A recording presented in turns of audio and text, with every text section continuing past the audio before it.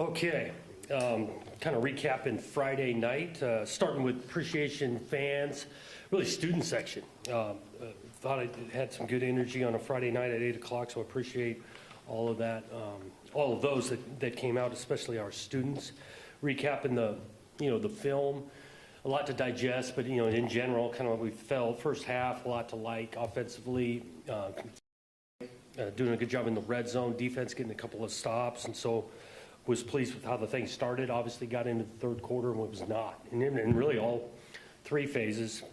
Defensively, gave up a couple of long scoring drives, could have had chances to get off the field in the third quarter, didn't get that done. Offensively, didn't move it to be able to counteract and separate more on the scoreboard, but was pleased in the fourth quarter to continue the resolve, finding a way, defensively holding up, and then, closing the thing out. So found a way to win a game, which was big because it sets up for a big game this Saturday against a good opponent. I think Rutgers is good. You look on this tape, physical, well-coached, disciplined team, experienced quarterback, but one of the best running backs we will play all season. This guy is good, and that starts with a good offensive line in front of him. So a real challenge, but excited to celebrate senior class, last home game and all of that, and we've got a lot to play for.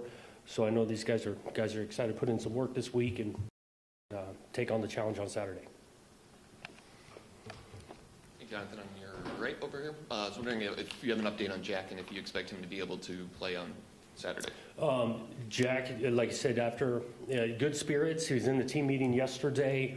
You wouldn't notice anything watching him move around. He's going to continue to get a couple more evaluations, but currently all of the thorough evaluation that he has gotten, he's cleared that. So that'll be determined toward the end of the week if he's available. And then as far as you guys are concerned, you talking about bowl eligibility before, you always said, well, we got to take care of one at a time. But is it now something that you bring front and center to the team and kind of just as a topic to address? Yeah, we'll talk about, again, this is an important game for multiple reasons, right? Our last home game for some of our seniors, the opportunity to keep this group together for, call it another month, is if you can have success this Saturday. So all of that should add to their motivation. Still goes back to the approach this week of getting ready and knowing we're going to have to earn it. You got to earn wins, earn the opportunity to go to bowls against a challenging opponent in Rutgers. Jonathan, over here in the middle. After the game, when Aiden was asked about Jack's injury, he took a lot of ownership for the ball he threw, and I think he even called it like a kill shot ball. And I'm curious, do you think he's being fair to himself as the quarterback? Again, I appreciate he's looking out for his teammates, and at that position you want to do that. But this is a bang play. They're in a 3-deep scheme where that post safety is you're trying to get him work one way, so you can kind of thread that in there down the seam. And the safety made a good play on the ball. It was a good hit. It wasn't targeting in any way, and those things you don't want them to happen a bunch, but it's a physical game, and that's what took place. To follow up on that, do you think that's maybe a sign of Aiden's leadership, the fact that he immediately puts his hand up and says, hey, that's on me, and yeah, pretty bad situation? Going back to it, he cares about his teammates and that, and he's been a great teammate leader throughout the year. Wondering about the run game. Early in the game, you were getting K-Ron some good touches, and just kind of where that's at, and the ability to kind of use Nate in a different way in more of the passing game. That seems like that was a big emphasis, both him and K-Ron in the pass game. Yeah, I really think both those guys have really grown, improved in the pass game. I mean, Nate especially, I think about some of these tough catches he's come up with, and both of them could be weapons that way. And so we want to be multifaceted at that position, not just carrying it. We want to be able to throw it to them and get them in space where they can do some things with the ball in their hands. And then you throw in the protection side of where those guys got to be able to pick up blitzers and things. And both of them, I think, have really improved throughout the year in all three phases. Hi, Jonathan. You said at the outset of your comments, you talked about the appreciation for the fans and playing here at Spartan Stadium. And even at the beginning of the season, your first win, I think you appreciation. Now with quote-unquote everything hanging in the balance, you get to play at home against a solid team. Can you talk about the importance of home field advantage and having fans engaged and supporting the team right now? Yeah, home field advantage is huge, and the fans are a factor in that. The energy they bring, just the atmosphere that's created when you got a lot of people in the seats that are cheering on these guys. Again, these guys put a lot of work in this year. Some of these guys a long time around this place. Understand it's holiday weekend and things, but really counting and would appreciate an awesome crowd this Saturday to say goodbye to these guys, and we're playing for postseason play. Hey, Jonathan, the third quarter scoring differential kind of sticks out when you look at it. Anything you can point to, things that you see or notice, like why things in the third quarter have gone that way? We took a look at that actually a couple weeks ago, because you're talking about the totality of the season, right? And we've looked at even adjusting some things at halftime, whether, from the communication side or getting them ready, pointed it out to the group. I think we've had only a couple of games where we've played better than the opponent in the third quarter. I've given our coaches a hard time, like what kind of halftime adjustments are we making here? So we have looked at it. Obviously, we did not have it solved last week either. I'm wondering for this week in particular, you're going against a quarterback and Kalagnanis that Joe has seen daily for 3 years up to this point. I guess wondering how much you rely on what he's seen and maybe some of the tendencies that maybe he gleaned in going against him. We haven't talked specifically on that, me and Joe, on his history. I know he's a good player, experienced, done a nice job with the ball. You look at these guys' turnover ratio and things like that, but I don't know. I'd have to ask on Joe's end how much he's leaning into his past experience. It's kind of weird. It is. That dynamic that, maybe years ago doesn't exist, but now with the portal, it seems like it's... Right, especially on the amount of time he had, those two had together. There's got to be, on both sides, right? Not just us, and kind of have Joe having some experience of knowing maybe some tendencies or talent. It's the same way on the quarterback side. Jonathan, I was wondering what you thought of the end of the Rutgers-Illinois game as a coach in a situation like that where obviously it backfires on them. Yeah, that's a little bit how these things can backfire, or it can be the right play. The guy bangs the thing through, you call timeout, it's the smart move. And so, you call a timeout.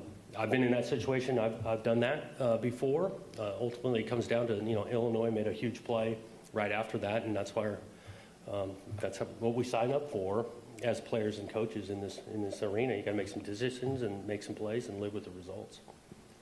Coach, with at least one game left, I think it's safe to say you guys haven't played a complete game yet. How much of that is going to be an emphasis this week? Yeah, we're trying to play our best ball toward the end of the year. We try to get 60 minutes of a complete game. Complete doesn't mean perfect. This is not going to be a game of perfect.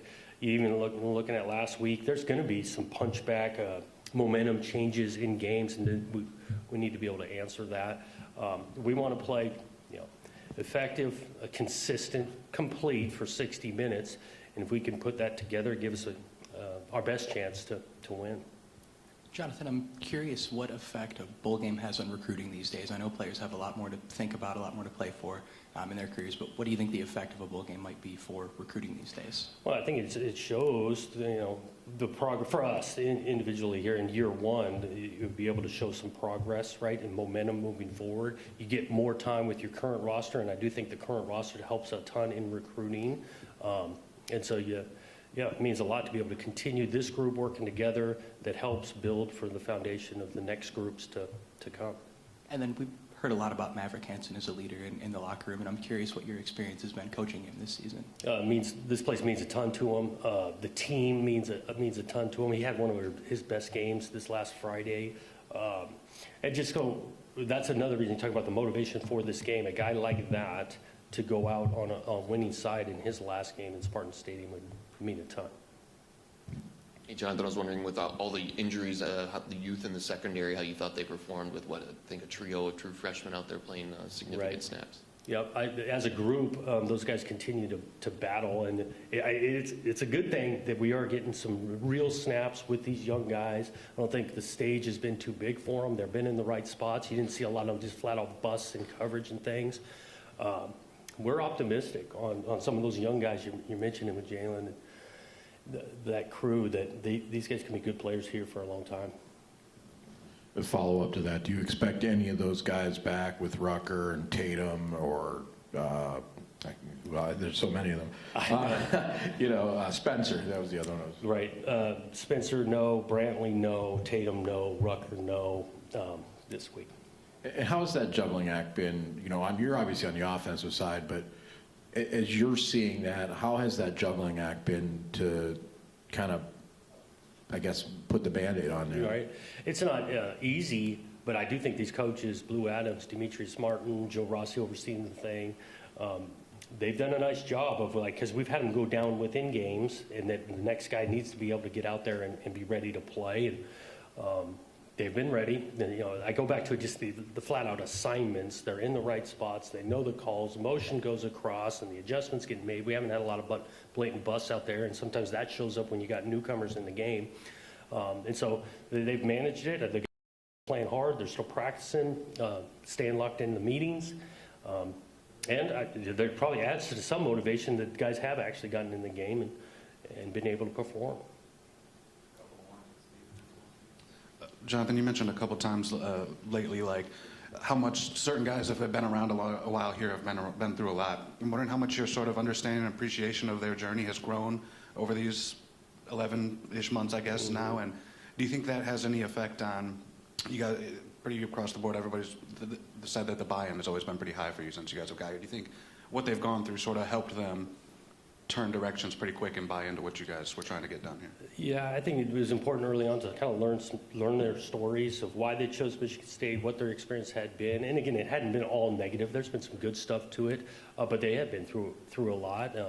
And so I got a lot of respect for the guys that have been around here, been through that, and them to help and being catalysts for this team moving this season, and ideally springboarding us forward. We'll look back on this group of being something that really helped us lay a foundation.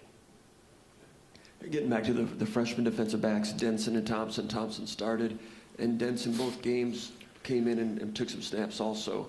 Is that a deal where those two are competing, or do you want to kind of level out the snaps for durability reasons, or just switching those off and on? A little bit. Thompson, he got nicked a little bit in his ankle. We're hopeful he'll be back, and I mentioned that. And that's why Denson got in. Denson's been doing some stuff on special teams, and we feel confident with him out there. And then you throw Brinson in at a corner some. So those three guys, I'm not saying one's like way above the other. We feel good with all three of them getting snaps. Also on Childs, each week you're probably evaluating how he's doing with his reads and progressions and decision making. How did he do this week in the first quarter, third quarter, and so on? How did he come out? Yeah, pretty solid. Inaccurate early on a couple of easier throws that he's capable of making. He's done taking care of the ball. You talk about decision making the last couple of weeks. That's been great. You throw in the added offense that he gives us with the pull game and the run game, and extending, scrambled a couple of times. So overall on his decisions, I thought he showed a couple of maturity reps too of getting through his progression, right? Whatever, started on the left, worked 1, 2, 3, all the way to 4, which was great to see when he was getting some protection. So, yeah, there's progress there, and I do think he's improved throughout this year. Anything else? All right. Thanks, guys. Thank you.